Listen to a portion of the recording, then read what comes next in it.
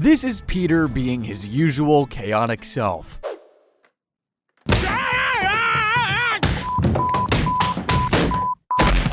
And this is Peter exhibiting a rather chilling level of awareness that he's in a show. That sounds kind of bogus. They used it on Star Trek. Got a problem with Star Trek? Take it easy. We all should. It's Halloween. Now, Family Guy isn't just famous for its jokes about projectile vomiting. They love to break the fourth wall, and they do that pretty darn often. And by that, I mean really often. They speak directly to the viewers or make a joke that recognizes they're in a show, like this one. Oh, hungry. Let me out. First guy that lets me out gets his own spin-off. Not you, Cleveland. Here, we'll take a look at all the funniest, weirdest, or downright spine-tingling fourth wall breaks from Family Guy. In Fertilized Meg, Stewie is interested in seeing a show that has nothing to do with the rest of the plot. How does he do it? Well, he sure has his ways. Jeffrey wrote a murder mystery that premieres tonight. Oh no! Yeah, but if you's gotta go... I made this a cutaway so I could see the show. I mean, shoot, if I had powers like that, screw missing a play. I'd control the entire world. Yeah.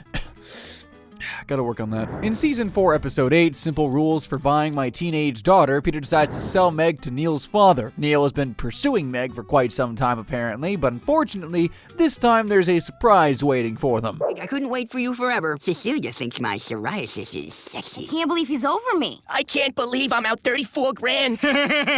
Stick around. More Family Guy coming up. He's over her, but also Peter just tells us to stick around directly. Does the fourth wall even exist for him? Or, laws of society? Speaking of laws, you remember those two guys who used to play the piano and dance in Family Guy's early seasons? Vern and Johnny? No? Well, here's what happened to them anyway. Screw you, man. I didn't remember them either.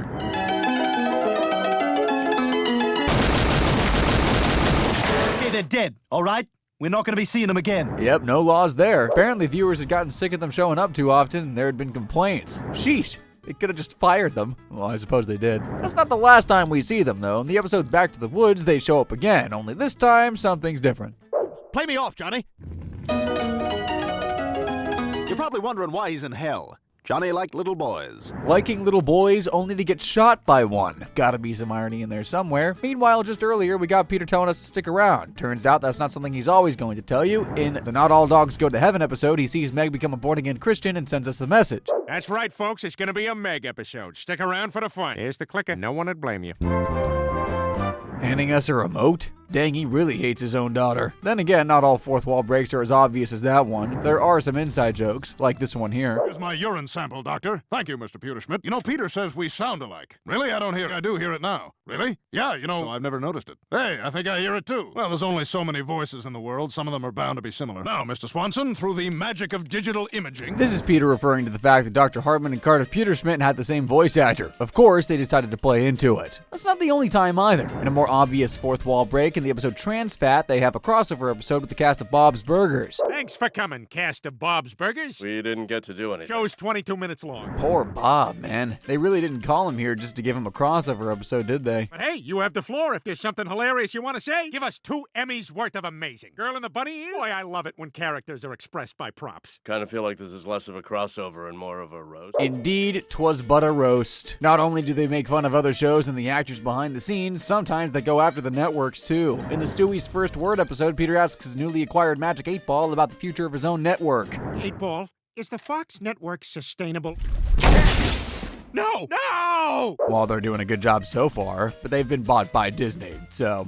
Some of the fourth wall breaking jokes are also a bit risky, like here when Bruce says he chose to be gay. Now, I'm gay. It was a choice I made. Cork up those ink pots. We know that's not how it works. But hey, if Peter's assuring you that there's no reason to worry, there's not one, right? In the same episode, Bruce and Jeffrey get married under the name Hitler Did Nothing Wrong, because why would that not be a name they get married under? But the fourth wall break comes right after Peter tells them to only kiss when they get home. We're doing this, but who's gonna marry them? I pronounce you husband and husband. You may kiss when you get home. Well, we just lost the prize. The prize Stewie was talking about there was actually an Emmy. Well, they actually haven't won a single Emmy since that episode aired, though they have been nominated. I'm sure that's just a coincidence. Sometimes the jokes are just simpler and it's a plug for a sponsor. Like when Quagmire's new girlfriend talks about Skyrizi, a medicine used for psoriasis, Peter's had enough.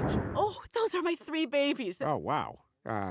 Yeah, maybe you just long sleeve it. Or don't say it. Oh, I stopped sleep at Sky Rizzy. Enough with Sky Rizzy. Do Taco Bell. Hey, Taco Bell.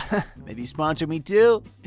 I'll be waiting. This is not the last time a sponsor comes up. In the episode Absolutely Babulous, Babs is exploring a life outside her marriage. However, she realizes that the life she has with her husband is the best. Trying to be the man I want, but being back home here has made me realize you already are. I am? She also has an issue with some beer, but then, the producers are not gonna allow that. There's life back, but have you ever had a Milwaukee's Best? Awful. It's one of our sponsors. Delicious beer. Oh, heaven forbid someone be honest about their feelings. What's that? Feelings are overrated? Guess what? That's not the only time that women on the show are not allowed to express their feelings. It's a fact, Lois. The only woman that's ever looked good with short hair is Establishing Shot. Peter, you can't. Establishing Shot. Peter, you really don't need to do that. You need to let people speak. Then again, that's exactly what he would do, but there's no way he would do it again, right? Want to ask me about my week? Big week for the Megster. Big envelope in the mail. Early admittance. 6 clean slate. Closing credits. Closing credits. Oh, we're done? They really need to speak faster to get their points in, and Peter really needs to work on his manners. Then again, they're not the only ones not allowed to speak. In Married with Cancer, Brian gets a girlfriend despite being a massive douche. Why, come here. Tell me about it. I'm Jess. Thanks, I'm Brian. Bottoms up. If you're lucky. So, this place, worse than Syria, don't you think? Yes, people, the music. Oh my god, we were grumpy and bitter at the same time. Wait, she's human? Deviancy. Let's just say that they have a really good time together. How good? We'll never know. Ready to go again? I need time. Still recovering from that one thing you did that couldn't even be described on lame, dying network TV. Later in the same episode, Brian gets married to Jess, and she's really letting herself go here. However, that's not the issue at hand. They're at a diner, eating. When she collapses, choking, Brian's about to become a widower. Not like this. Oh my god, somebody call 911! He gets an answer immediately, but that's not the answer he was looking for, dang it. Damn it, Fox, to ruin our moment to expand your media empire. Son of Zorn.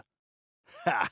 Well, the promo's a promo's a promo. Even if a character is dying in front of you, she does survive in the end. However, that kind of made things worse for Brian. In the very next episode, he's regretting his marriage to Jess, but Peter comes to the rescue. Wait. Hey, relax. You're married. You don't have to worry about nothing. Everything's done for you. I literally don't know where socks come from. Did they come from trees? From bushes? I don't know. Peter gives Brian a lot of advice on how to be a husband. Think about that for a second. Peter Griffin giving someone else advice on what to do as a married man. Obviously, this ends up being bad for Brian, who could have thunk it. He starts spiraling and lets himself go as well. Apparently, Jess is upset enough with him that she's taken extreme measures. Yes.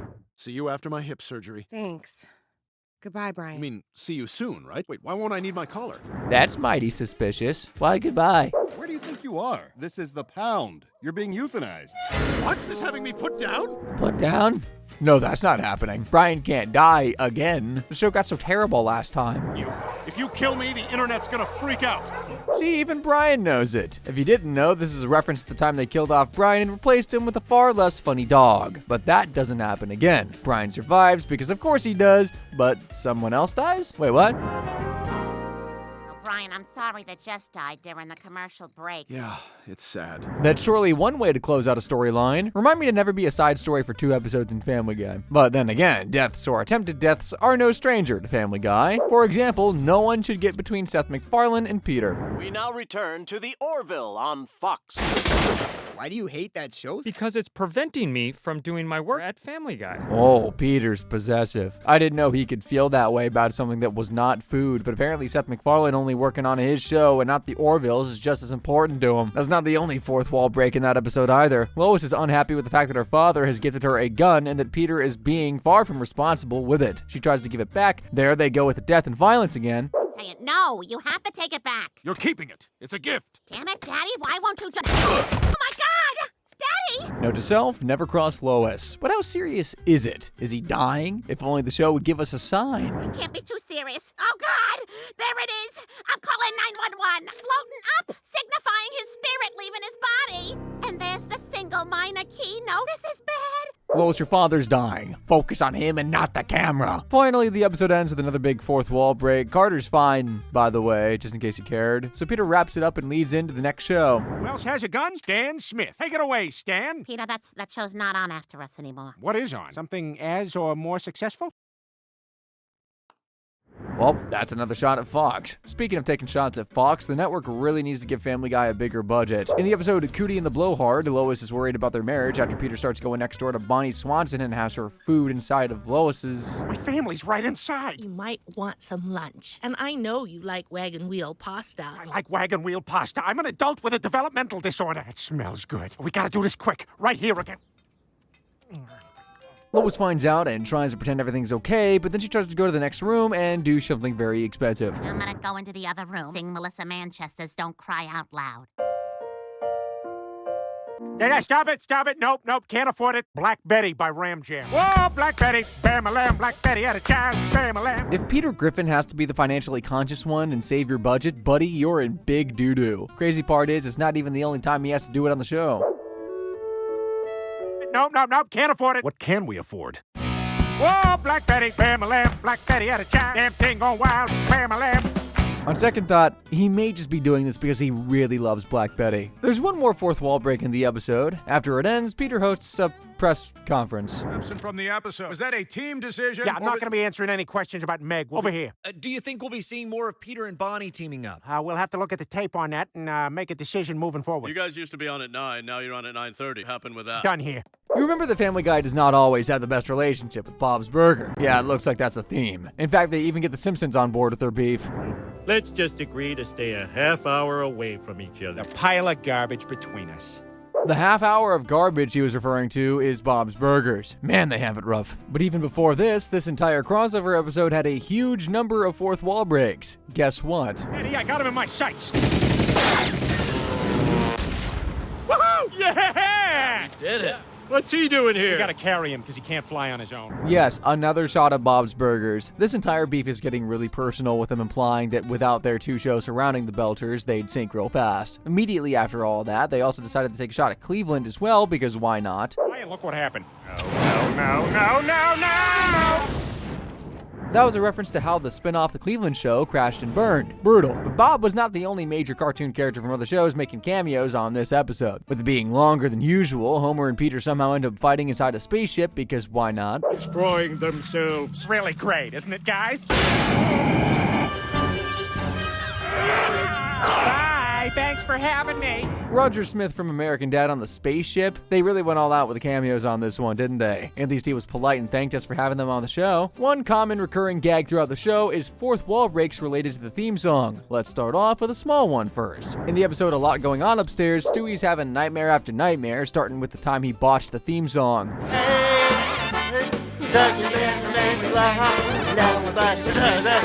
Hi. What the hell? Put him on the bench. No, I just wasn't ready. Don't worry, we'll put you in soon. Oh, it's funny because you won't be back. Getting benched with all the forgotten characters? Yeah, that's a bad fate for Stewie. In He's Black, Cleveland finally is back on Family Guy after getting back to Quahog.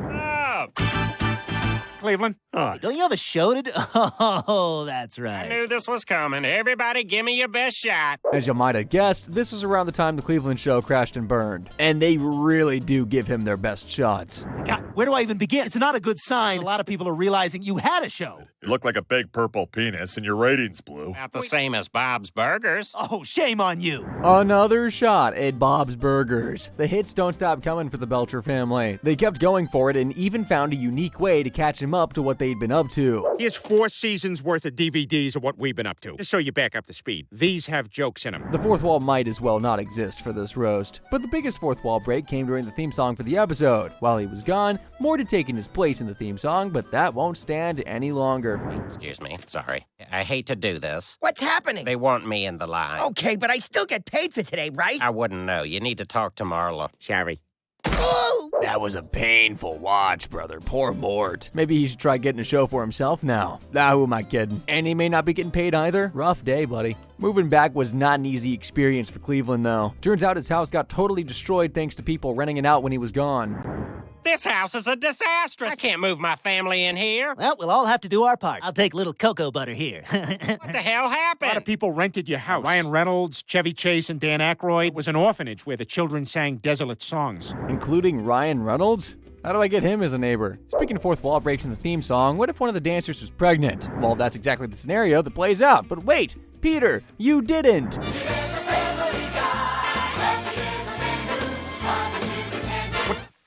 What's going on here? I'm pregnant. You're what? We're in the middle of a thing here. You didn't return any of my texts. So what's going on? You want like a ride to the place? Uh-oh. Peter, what's going on? This girl is obviously not well. I have just learned that she's been stealing from the show. Probably be escorted out of the building. Yeah. Nah. Nice move, Petey. That might be straight out of the playbook of some rather controversial people in Hollywood. You have to admit, he's adapted really well to the stardom and all the work that comes with it. It's not the only time that Peter's gotten in trouble with Lois and tried to get out of it with the theme song, though. Oddly specific, I know. But he did it in the episode Nanny Goats. He's adopted way too many goats and they've destroyed the house, and Lois is understandably very angry. But hey, Peter knows exactly how to get out of it. Lois, I didn't know you were home. Guess we can all agree this was a great idea. Family guy. My parents will be here any minute. You better get this house cleaned up. Or not. You can't end an episode less than 3 minutes in, Petey. Peter didn't successfully break the fourth wall there, but the theme song is just a gift that keeps on giving. In the episode Family Guy Light, Peter decides to take the stairs instead of the elevator to avoid a guy, a decision he swiftly regrets. This guy. I'm gonna take the stairs. I'm never gonna get up these stairs. He may need some exercise, but come on, admit it. Which one of us hasn't reconsidered all of our life decisions in the stairwell at some point? All right, no one? Just me? Okay, cool. Get a move on, Peter. Okay. And I do this every week in the opening credits. Lucky there's a family guy. Lucky there's a man who positively can do all the things that make her. I swear he says the F word.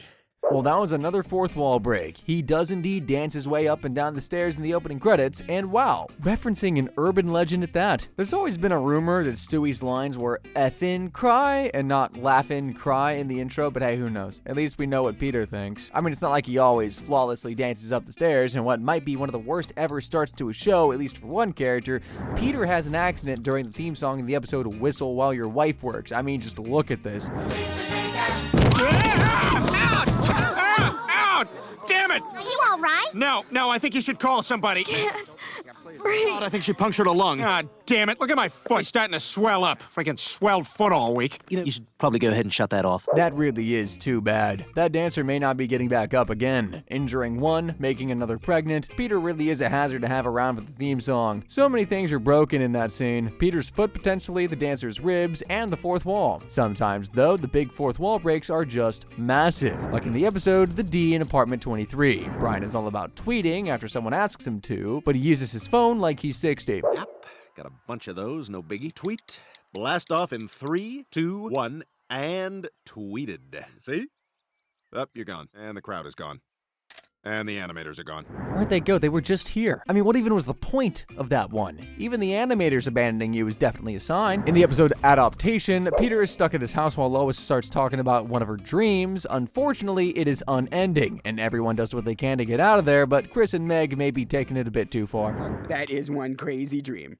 That's not even the crazy part. Brian, I asked you to... That seems a bit extreme. Stewie and Brian might have a better way out. Wait, is that the Titanic? Well, that is nuts. Stewie! Screw it. Oh, thank God.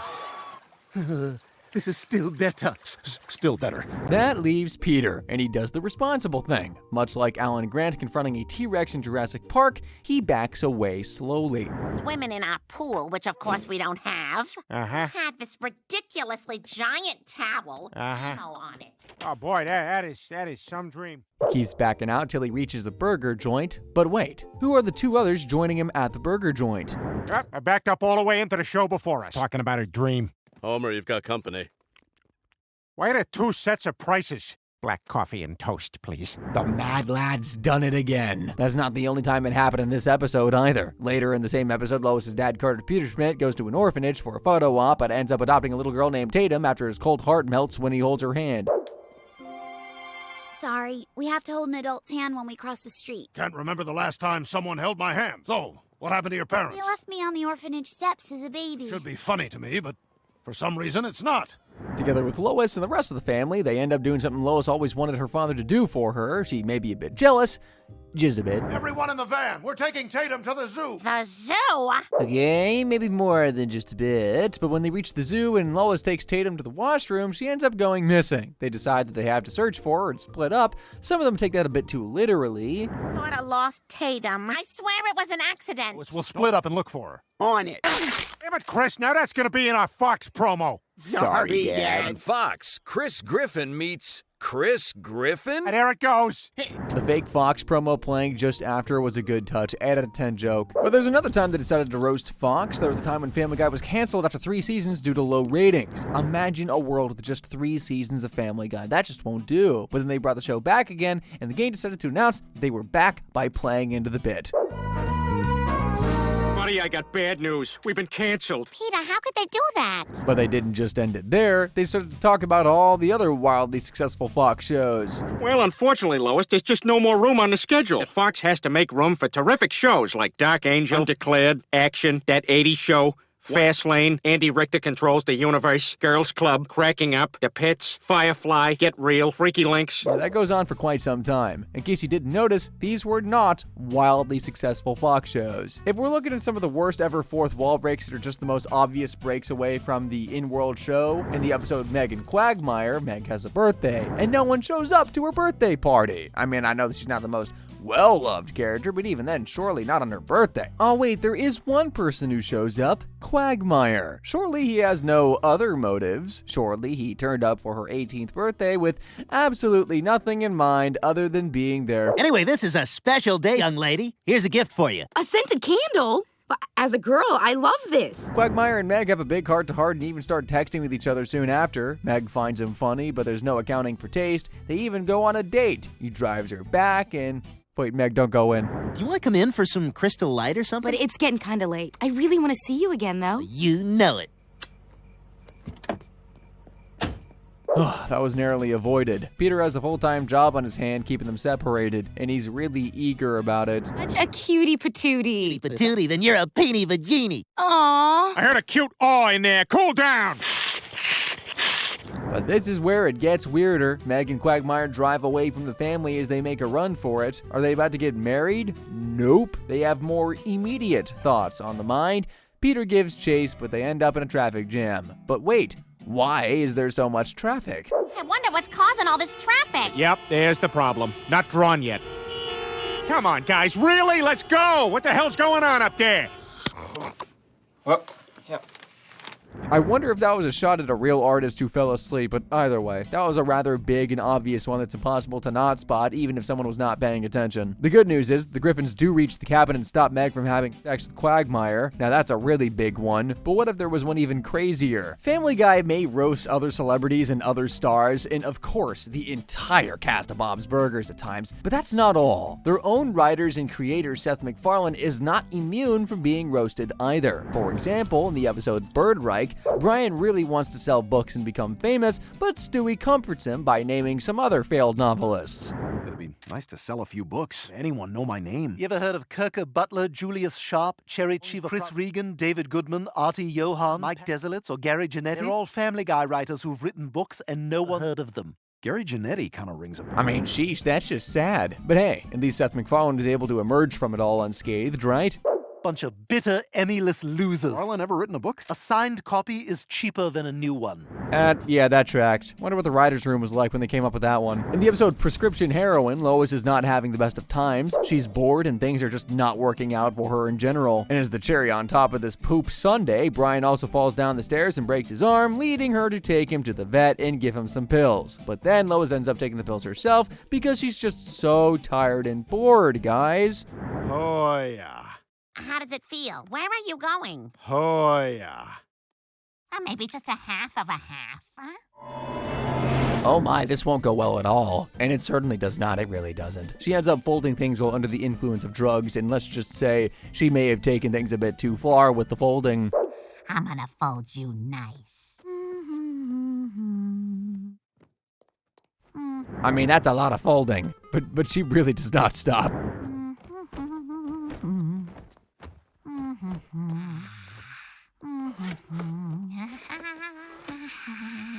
I'm Neil deGrasse Tyson. It isn't possible. Well, thanks for explaining it to us, Neil deGrasse Tyson. We would have never known otherwise. Well, those were some absolutely insane fourth wall breaks, with each getting slowly but steadily crazier. By the end, I was surprised that they didn't just reach out of the screen and start telling us all about the fourth wall breaks themselves. Click the video on screen now for more videos and some great cartoon goodness, and as always, thank you for watching.